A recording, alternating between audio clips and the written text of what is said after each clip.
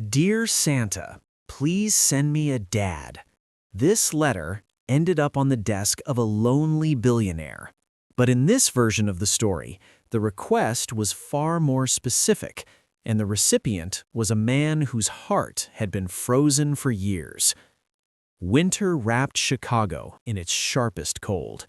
Winds sliced through narrow streets, sweeping fallen snow into corners like forgotten memories. It was the kind of cold that settled in the lungs and stayed there. 16-year-old Toby Miller pulled his hoodie tighter, his breath fogging the fabric as he coughed, a dry, persistent sound that never left him when the weather turned. His thin hands were jammed deep into his pockets as he walked beside his father. Daniel Miller walked briskly, his posture hunched against the wind. At 32, he was slim, with dark hair that was always slightly messy, though he tried to keep it neat. His coat was far too thin for the temperature, but he never complained. He worked 2 jobs, cleaning hospital offices at night and stocking shelves at a hardware store on weekends. Whatever money he had went toward rent, groceries, and Toby's medication for his chronic respiratory issues. Their apartment sat on the 5th floor of a run-down building near the L tracks. It was one room with a partitioned sleeping area, a flickering space heater that barely worked, and a drafty window. Nights were cold and quiet, except for Toby's cough and the soft hum of the city below. Every Friday before his shift at St. Jude's Medical Center, Daniel stopped outside a diner and let Toby sit by the window for a moment before he had to head to the hospital library to do homework. Inside the diner, families laughed, teenagers shared milkshakes, and fathers clapped their sons on the shoulder. Toby never asked to go in. He just watched, his reflection ghostly in the foggy glass, his chest rising with soft wheezes. He never said a word, but Daniel saw the longing in his son's eyes, and it made him ache. That night, back home, Toby couldn't stop thinking about how his father's smiles always faded too quickly. He wasn't old, but his eyes looked older than anyone Toby knew. While Daniel boiled water for instant oatmeal, Toby sat at the small designated homework desk, coughing. When his father wasn't looking, he reached for a piece of lined paper from his notebook, grabbed a pen, and began to write. Dear Santa, please send a partner for my dad. Not for me, but for him. I think he's lonely. He needs someone to take care of him for a change. Love, Toby Miller. Dad, Daniel. Beneath the words, he didn't draw a stick figure picture like a child. Instead, he sketched a quick, talented outline of 3 people, a tall man, his father, and a teenager in a hoodie between them. They were standing close, looking peaceful. He folded the letter carefully, tucked it into his backpack, and waited for the right moment. He knew he was too old for Santa, but he figured the universe might be listening if he put it in writing. The next day, Daniel took Toby with him to the hospital early because the heating in their apartment had gone out completely. The sky was still gray, the wind harsher. Toby coughed almost the whole way. Daniel had no choice. He couldn't leave him in the freezing apartment. At the hospital, while Daniel went to the supply closet, Toby wandered into the main lobby. He spotted a sleek, modern box labeled Holiday Wishes and Suggestions for the Hospital Administration. To Toby, it looked like the only mailbox that mattered right now. He glanced around, pulled the letter from his backpack, and slipped it into the slot. He whispered, "Please find him." Daniel turned the corner just as Toby walked back. "Ready to go to the waiting area, bud?" Daniel asked. "Yeah," Toby said, smiling small. Daniel squeezed his shoulder, unaware that the letter had just disappeared into a box that would soon change their lives. Monday morning, on the top floor of the administrative wing, Dr. Adrian Thorne sat at his mahogany desk. As the chief of surgery and a major donor to the hospital, he was brilliant, sharp-suited beneath his signature charcoal gray coat, and emotionally distant. He sifted through a pile of printed feedback left by his assistant. He reviewed the notes with mechanical focus. Most were the same: complaints about parking, requests for better coffee, staffing grievances. Then, between two formal complaints, a piece of notebook paper fluttered down. Unofficial, handwritten. He frowned and opened it. "Dear Santa, please send a partner for my dad. Not for me, but for him. I think he's lonely. He needs someone to take care of him for a change. Love, Toby Miller." Dad, Daniel. Beneath the words, he didn't draw a stick figure picture like a child. Instead, he sketched a quick, talented outline of three people: a tall man, his father, and a teenager in a hoodie between them. They were standing close, looking peaceful. He folded the letter carefully, tucked it into his backpack, and waited for the right moment. He knew he was too old for Santa, but he figured the universe might be listening if he put it in writing. The next day, Daniel took Toby with him to the hospital early because the heating in their apartment had gone out completely. The sky was still gray, the wind harsher. Toby coughed almost the whole way. Daniel had no choice. He couldn't leave him in the freezing apartment. At the hospital, while Daniel went to the supply closet, Toby wandered into the main lobby. He spotted a sleek, modern box labeled "Holiday Wishes and Suggestions for the Hospital Administration." To Toby, it looked like the only mailbox that mattered right now. He glanced around, pulled the letter from his backpack, and slipped it into the slot. He whispered, "Please find him." Daniel turned the corner just as Toby walked back. "Ready to go to the waiting area, bud?" Daniel asked. "Yeah," Toby said, smiling small. Daniel squeezed his shoulder, unaware that the letter had just disappeared into a box that would soon change their lives.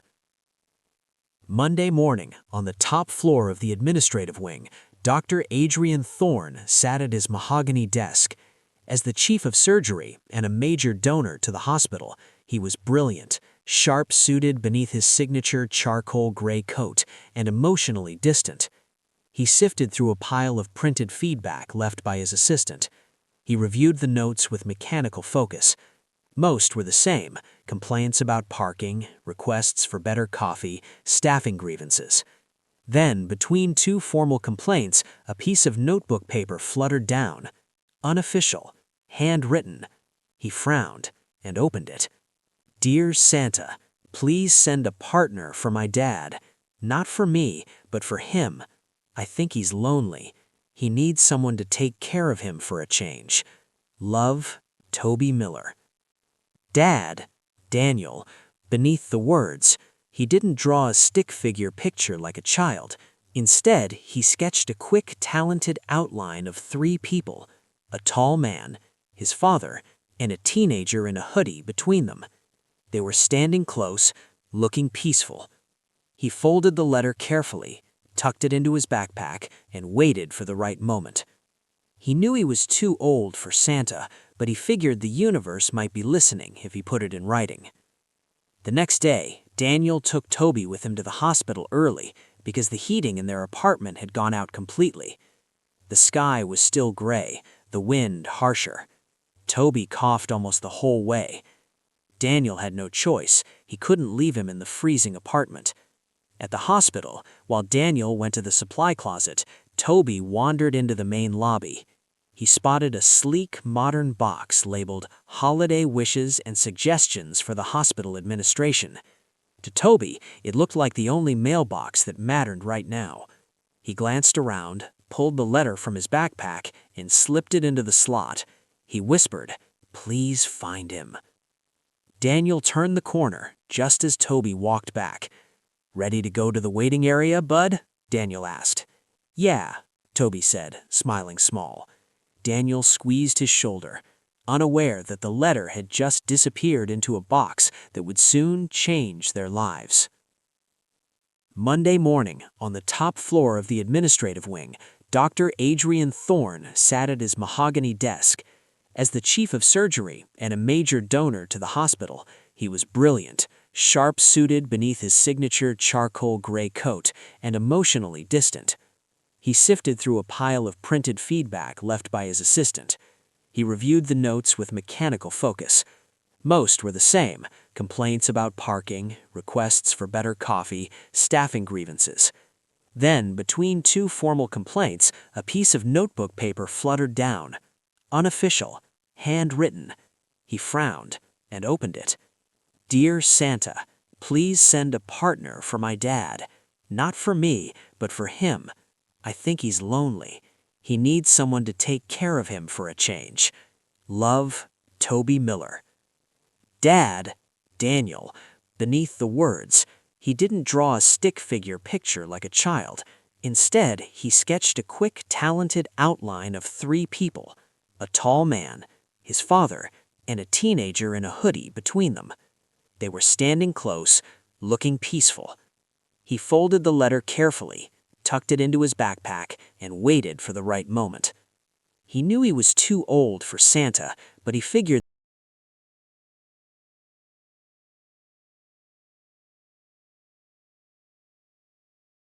always smiled when he saw Toby. His son was usually waiting in the 24-hour break room, wrapped in a blanket, doing homework or sketching. As Daniel removed his work gloves, he would hear Toby cough softly at first, then in short bursts that made the boy lean against the table to steady his breath. "Dad, I'm okay," Toby would say, rubbing his eyes. "You don't have to look so worried."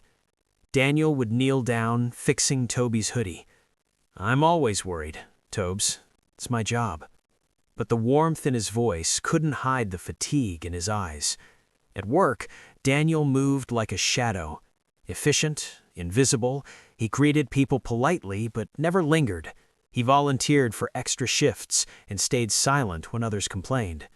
"He's kind," a nurse once said, "but it's like he's carrying a whole world we can't see." Daniel didn't mind being invisible, until one small moment made him seen. That day, the cafeteria was quiet when Daniel picked up a coffee and a sandwich for his break. As he turned toward a table, he tripped over a loose floor mat. The tray slipped, crashing loudly to the floor. The room went still. A few residents nearby exchanged looks, some laughing softly. Daniel said nothing. He dropped to his knees, picking up the mess with shaking hands. Dr. Adrian Thorne walked by in his impeccable gray coat. He paused. He didn't speak, didn't help immediately, but his eyes lingered on Daniel for a beat longer than usual, noting the grace with which Daniel handled the humiliation. Later that week, their worlds quietly touched again. Toby had coughed through the night. He had a mild fever, and school wasn't an option. With no one to help, Daniel brought him to the hospital, asking permission for Toby to stay in the quiet lounge near the surgical wing. He wrapped him in a blanket and handed him his sketchbook. Toby promised to be quiet. Adrian was walking through the wing on his rounds when he noticed a figure sitting alone. A teenager with messy hair, drawing on his knees, a thick scarf wrapped around his neck. He coughed into his sleeve, eyes focused. Adrian slowed his steps. The boy looked up and offered a polite, raspy, "Hi, doctor." Adrian blinked, surprised. He sat on the bench across from him. "What's your name?" he asked. "Toby." "Toby Miller." The world tilted just slightly. Adrian's gaze dropped to the drawing. 3 figures. "What are you drawing?" "Me and my dad and someone else. I don't know who yet, but my dad needs him." And Adrian couldn't answer. He could barely breathe. Daniel appeared at the door, breathless and looking terrified. "I'm so sorry, Dr. Thorne. I'll take him out." Adrian stood, his expression uncharacteristically soft. "It's all right. Let him rest. It's warm in here." Daniel hesitated, then nodded, guiding Toby's hand back to the sketchbook. Adrian walked away, but something in him stayed behind. Back in his office, he opened Toby's letter again. It was real. He unfolded the drawing inside the letter. It matched the style of the one the boy had been sketching. Same 3 figures, same warmth, same longing. He knew who the boy was, and he knew who the father was, and he knew quietly that he couldn't walk away. He was no longer observing from a distance. He had stepped gently, unexpectedly, into their story. Since that day, Adrian started noticing things he never had before. The staff lounge for evening cleaning staff was too cold and too dim. He had facilities check the heating units and quietly approved a small budget increase for better furniture and coffee machines. No one knew that the order came directly from the chief of surgery. The next step came more deliberately. That Saturday, the hospital hosted its Community Warmth Initiative, distributing meals and flu shots to the homeless downtown. Usually, PR reps and interns signed up, but this year, Adrian made a personal request to one employee.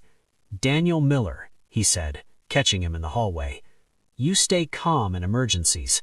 I want people like you out there, not just the cameras." Daniel blinked, surprised, but nodded. "Of course, Dr. Thorne." That morning, Daniel arrived with Toby bundled beside him. The teen held tightly to his father's arm, a slight cough still lingering. Adrian met them outside the medical van. His voice was low, his gaze kind as he looked at them. "Good morning, Toby." Toby gave a shy wave. "Hi again." Daniel smiled politely, unsure what to make of the chief of surgery knowing his son's name. As the volunteers passed out meals, Adrian watched the father and son. Daniel moved with quiet confidence, treating every person with dignity. Toby helped too, handing out water bottles. Midway through the morning, the wind picked up, and Toby began shivering, coughing into his elbow.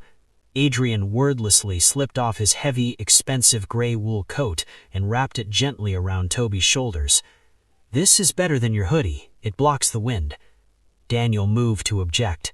"Sir, he's okay. Adrian gave a small shake of his head. "I had the same cough when he was his age. Trust me." Daniel's eyes met his. Something uncertain flickered in his face. Then he simply said, "Thank you." After the event, Adrian suggested they stop for dinner. Not a formal restaurant, just a quiet burger place nearby. Toby's eyes lit up. "Can we get fries?" Daniel hesitated, looking at his budget in his mind. Adrian nodded. "My treat, I insist." The three of them sat in a booth under soft lights. Toby chattered more than usual, telling Adrian about his art and how he used to think doctors were all scary robots. Adrian laughed genuinely, a sound even he hadn't heard in a long time. Daniel watched. Something about the way Adrian listened to Toby, how he answered each question with patience, it unsettled him in the best way. When the food came, Toby grinned. "Dad, this is great." Daniel smiled, still adjusting to the strange warmth of it all. Adrian, sensing his hesitation, shared a story. "I spent a Christmas in the hospital once as a resident. The vending machine was my dinner. I would have killed for a burger like this." Daniel looked down, then slowly back up, his expression shifting from guarded to curious. "You seem different than at the hospital, Dr. Thorne," Daniel said softly. "Please call me Adrian," the doctor replied. On the ride home, Adrian offered his car to drop them off. This time, Daniel said yes. As they reached their building, Adrian stepped out and crouched slightly to look Toby in the eye. "If Santa really exists," he asked softly, "and sent your wish to someone, do you think he chose the right person?" Toby studied him, then smiled. "I think maybe he did." He reached out and fist-bumped Adrian. Daniel stood still, his heart caught in his throat. He didn't speak, but something in his eyes answered the question Adrian hadn't dared ask Daniel directly. Daniel had always drawn careful lines between himself and the world around him. He had to. Survival required focus. But lately, something had begun to shift. Toby spoke of Adrian, the way teenagers spoke of heroes, with a cool, detached admiration that hid deep affection. "Dad, he's cool."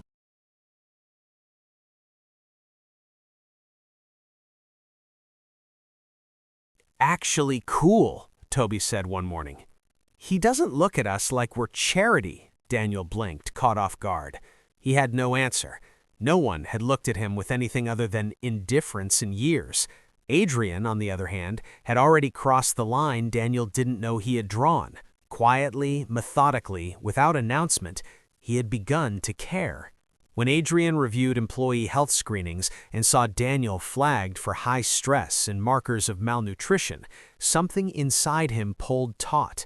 He called a colleague, a trusted specialist, and arranged a discreet medical checkup for Daniel, framing it as a mandatory staff wellness check. The doctor simply said to Daniel, "There's someone looking out for you." Daniel walked home afterward, vitamins in one hand and something unspoken in the other. But it was the phone call late one Friday night that made everything real. Toby had been coughing more that day. By nightfall, his chest was tight and his breathing had grown shallow and rapid. Daniel checked his peak flow meter. It was dangerously low. Panic rose in his chest. He knew the ER wait times were hours long. He scrolled through his contacts and paused on one name he had been given in case of emergency after the volunteer event: Adrian Thorne. His thumb hovered, then pressed call. He answered on the first ring. "I'm on my way." No questions, no hesitation. 20 minutes later, Adrian's luxury car pulled up. Daniel stood on the curb supporting Toby, who was wheezing painfully. Adrian took one look at the boy and helped him into the back seat, sitting beside him to monitor his breathing while the driver sped towards St. Jude's. On the drive, the car was silent except for Toby's struggle for air. Adrian finally spoke, his voice low. "I grew up with severe asthma. My father was never around. I remember being terrified in the back of a taxi alone. I won't let Toby feel that way." Daniel looked at him. Adrian's hands were steady as he checked Toby's pulse, but his voice held something fragile. At the hospital, Adrian bypassed the waiting room. He had a room ready.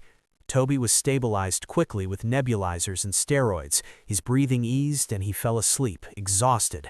Daniel sat beside him, drained, his head in his hands. Adrian pulled up a chair on the other side. They didn't speak. They didn't need to.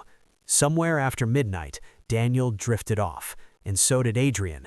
When Toby opened his eyes hours later, he saw them, his dad and the man with the gray coat, both asleep in uncomfortable chairs, leaning toward him. Toby blinked, then reached out and took their hands, pulling them closer. "Dad," he whispered. "I told Santa I didn't want anything else." Adrian stirred. He opened his eyes and looked at Daniel. Daniel was already awake, watching Toby with tears quietly welling. Neither spoke, but as their hands rested near Toby's on the bedsheet, Adrian reached out slowly, gently, and took Daniel's hand in his. Daniel didn't pull away. And in that quiet hospital room, with snow still falling outside, something wordless passed between the two men. Not a promise, but a beginning. Daniel had always believed that resilience meant surviving quietly, but ever since that winter night, he began to realize that strength looked a lot like letting someone stay. As Toby's health stabilized, Adrian approached Daniel with a proposition. It was not a handout, but an opportunity. He invited Daniel to join a new program for patient advocacy and support, a role designed to bridge the gap between medical staff and families. "I need someone who understands what it means to be scared and confused in a hospital," Adrian said, his voice calm but sincere. "I don't need a medical degree yet. I need empathy. I need you." Daniel hesitated. He looked down at his hands, rough from years of manual labor. "I haven't been in a classroom in 15 years, he admitted. Adrian didn't flinch. He simply smiled. "Then maybe it's time to go back. The hospital will sponsor your certification." The change was quiet but meaningful. Daniel began working days in the new department, wearing a badge that didn't say janitorial. Toby, healthier now, started drawing fewer dark sketches and more portraits of the three of them. One weekend, the hospital organized a team-building retreat. Adrian insisted Daniel come. They ended up on the same team for the Triangle Challenge, a game requiring 3 people to synchronize movements to solve puzzles. Toby, who was allowed to participate as a family member, laughed as he directed them. Adrian's quiet steadiness kept Daniel grounded when Toby slipped on a patch of ice. It was Adrian who rushed forward to catch him, steadying him with surprising tenderness. That evening, as they drank cocoa by a fire pit, Toby leaned into his father's side. "Dad, if someone has 2 people who care about them, is that a family?" Daniel blinked, his heart caught in his chest. He ran his fingers through Toby's hair. "Yes, Tobes, that's exactly what it means." A few days later, Adrian sent Daniel a handwritten invitation. It was tucked into Toby's backpack. "You're invited too." It was for the hospital's year-end donor gala. The line at the bottom read, "No dress code, just bring the person you love most." For a long time, Daniel considered not going. Those events were for doctors and wealthy donors. But Toby begged, "Please, Dad, let's go. We'll be together." Daniel walked into the hall that evening in a simple black suit he had bought from a thrift store, tailored to fit perfectly. He expected glances, maybe whispers, but when Adrian turned and saw him, his eyes didn't flinch. He walked over, not with fanfare, but with quiet purpose. "Toby made his wish," Adrian said, standing close enough that Daniel could smell his expensive cologne mixed with the winter air. "I'm just hoping I get to stand near that wish for a little while longer." Daniel didn't answer immediately. He looked around the room. For once, it didn't feel too grand or too far out of reach. "I guess we'll see where wishes take us," Daniel said, a small, real smile breaking through. Christmas Eve arrived under a dusting of fresh snow. Inside their apartment, now much warmer thanks to a new heater Adrian had insisted on installing, Toby sat on the edge of the bed. "We have to go," Toby said. "I have to thank Santa." Daniel smiled and nodded. "Because he sent Adrian?" Toby nodded. "Yeah, that was the best present ever." That morning, an envelope had slipped under their door, cream-colored, handwritten, warm. "Christmas dinner. Just bring the ones you love most." Inside was a card printed with Toby's sketch of the three of them. Adrian had framed the original. That evening, they arrived at Adrian's penthouse. He was waiting downstairs. Toby ran up and hugged him. "I brought Dad's gift, too," he said proudly. Adrian leaned down. "Then I guess I get 2 presents tonight." Upstairs, the apartment was modern but warm. A Christmas tree glowed in the corner. Dinner was set out, pasta, salad, and slightly burnt cookies Toby had helped make.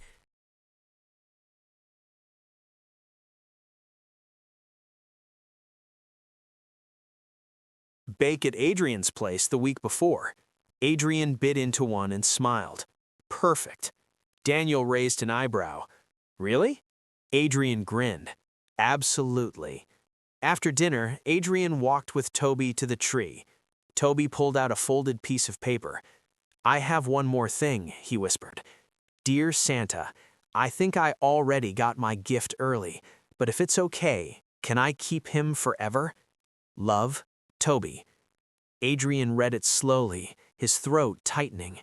He looked at Toby, then gently pulled him into a hug. Daniel stood nearby, watching. No one said anything grand, no speeches, just a shared moment beneath the lights. 1 year later, the city looked the same on the outside, but everything had changed for Daniel. He was halfway through his nursing degree, top of his class. Toby, now 17, was looking at art colleges. His respiratory health was managed perfectly. Life was still hard work, but it wasn't lonely. Adrian had stepped down from some of his administrative burdens to focus on patient care and a new foundation dedicated to helping single parents in medical crisis. At the annual hospital gala, Daniel stood on the main stage.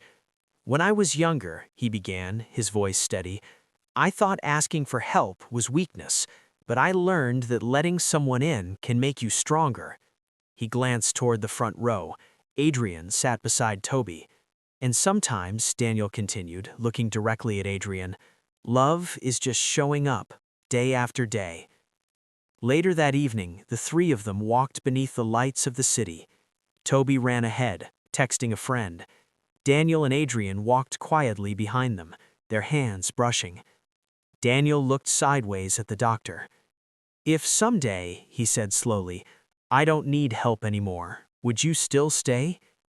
Adrian stopped, turning to face him. The cold wind blew against his gray coat, but his eyes were warm. Without hesitation, he reached out and took Daniel's hand. "I'd stay," he said softly, "not because you need me, but because I need you." Their fingers intertwined. Toby turned around just then. "Hey, are you guys coming?" he shouted, grinning. "Dad, Adrian." Daniel squeezed Adrian's hand. "We're coming," Daniel called back.